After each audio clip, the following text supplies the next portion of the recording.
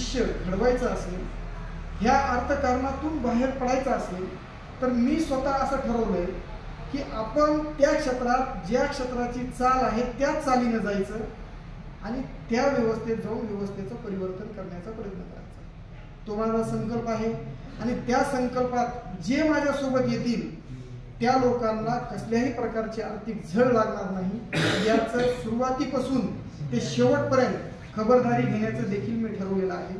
कारण मला माहिती आहे की आज ज्या पद्धतीचं अर्थकारण आहे त्या अर्थकारणातून कोणीही या व्यवस्थेला छेद करायला पुढे येऊ शकत नाही। परंतु छत्रपती शिवाजी महाराजांच्या प्रमाणे हे गोष्ट अशक्य आहे असं मला वाटत नाही।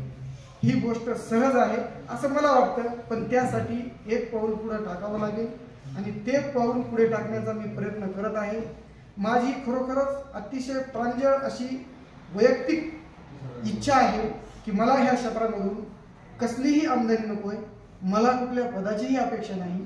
मी म्हणजे आपण सर्वजण आणि आपण सर्वजण मिळून आपल्या शहरासाठी काहीतरी वेगळं करण्याचा प्रयत्न करू, गुत्तेदारीची प्रथा 100% संपू, तर या शहरामध्ये विकास नावाची वस्तू तुम्हाला आम्हाला दिसायला लागेल। आज आपण सर्वत्र पहा, सार्वजनिक विषयामध्ये विकास हा राहिलेलाच नाही। वैयक्तिक जरी आपला विकास झाला असला तरी सार्वजनिक विकास झालेला नाही आणि जोपर्यंत गुत्तेदारीची पद्धत बंद होत नाही किंवा नगरसेवक आणि नगराध्यक्ष गुत्तेदार बनणं सोडत नाही तोपर्यंत यामध्ये बदल होण्याची तीळ मात्र देखील शंका नाही।